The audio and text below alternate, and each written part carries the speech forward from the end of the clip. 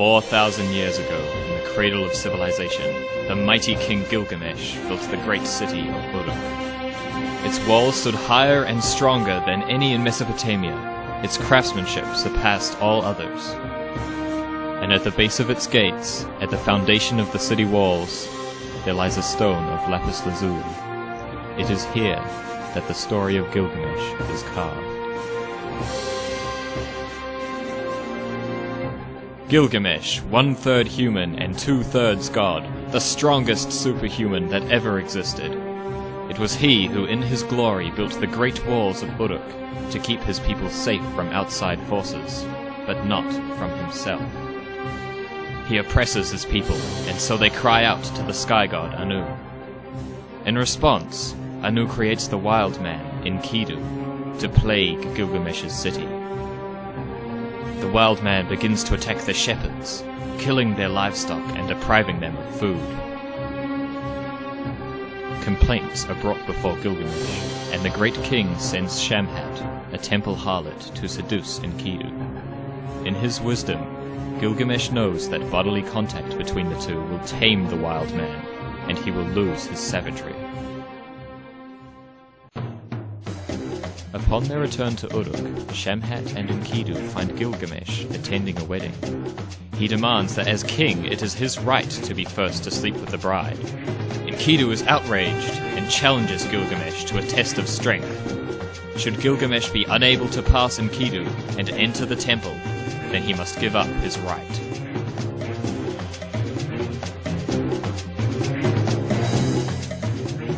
Late into the day they fight, until finally, as the moon takes to the sky, Gilgamesh gains the upper hand, forcing Enkidu to concede his superiority.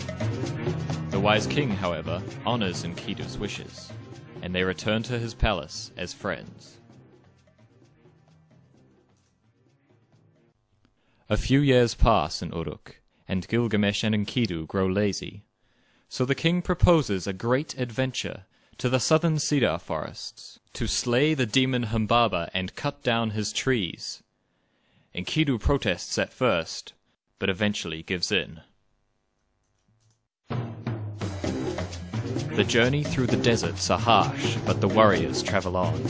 Each night, Gilgamesh dreams terrible dreams. In the first, he sees Enkidu lying still in bed. When he awakes, Enkidu tells them that it means they shall be victorious in their coming battle, and return home safely.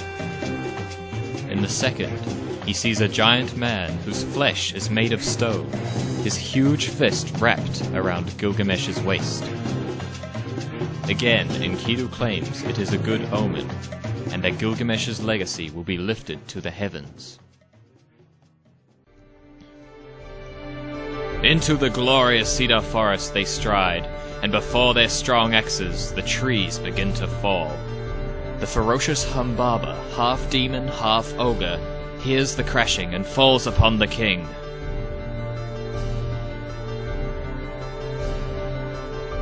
Finally, the killing blow is dealt. From the tallest tree in the forest, Gilgamesh and Enkidu cut a mighty gate for the walls of Uruk.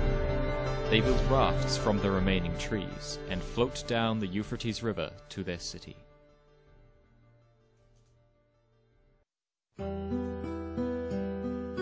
Upon their return to Uruk, however, Enkidu falls ill. This time it is the wild man who is plagued by frightening dreams. He finds himself in the House of Dust, surrounded by the shadows of his ancestors.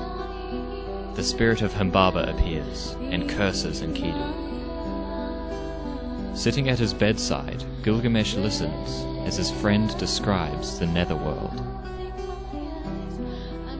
The house where the dead dwell in total darkness, where they drink dirt and eat stone, where they wear feathers like birds, where no light ever invades their everlasting darkness, where the door and the lock of hell is coated with thick dust.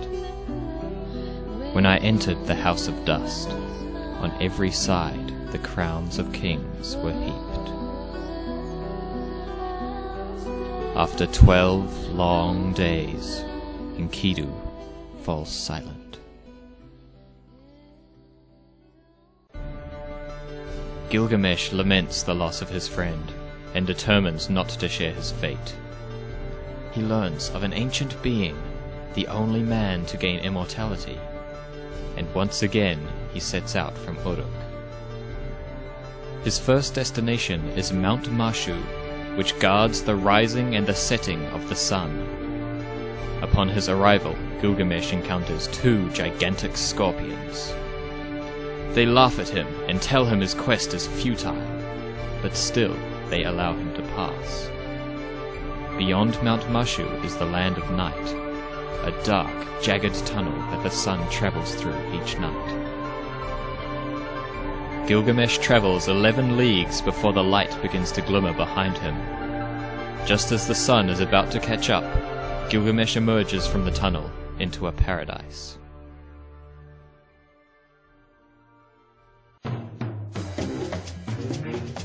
From atop a hill overlooking the waters of death, Gilgamesh sees the boat that will carry him to his final destination. But blocking his path are 2 huge stone creatures sleeping on the shore.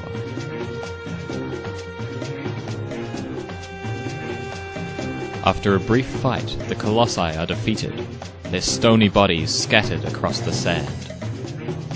The king notices an old man bent over a tall walking stick, his figure draped in black.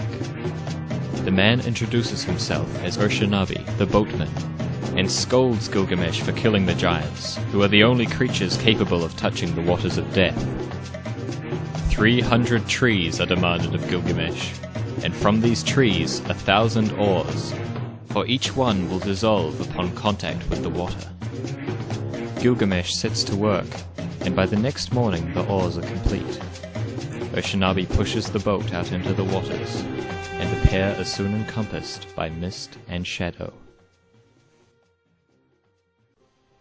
The voyage is long, and the king asks Urshanabi about the Ancient One. He is told of the time before the Great Flood, and of the gods' secret council, where they resolved to destroy the world in a great storm. He is told of the god Ea, who warned the Ancient One, and told him to gather all living things in a boat. He is told of the storm, and how when the black clouds arrived, even the gods were frightened. As the boatman's story comes to an end, the bottom of the boat hits soft sand. The mist parts to reveal an island, deserted apart from a small cottage. At the door waits the Ancient One.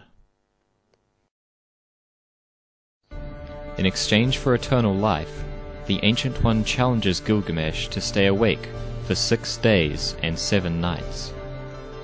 But as soon as he finishes speaking, Gilgamesh falls to the ground in a deep sleep.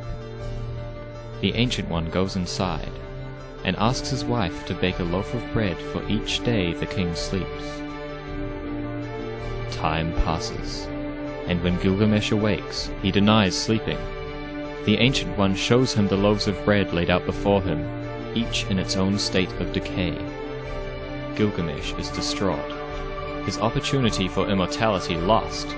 He begs the Ancient One for another chance. He tells the king of a plant, hidden at the bottom of the ocean, that will restore Gilgamesh's youth. Back the king travels, across the waters of death, through paradise and the land of night. He ties stones to his feet, and marches down into the depths of the ocean. He emerges hours later with the plant, and collapses on the shore. While he sleeps, a snake moves down from the dunes and eats the plant. Its skin is shed and its body revitalized. When Gilgamesh awakes, he sees the snake reborn and knows his hope is lost.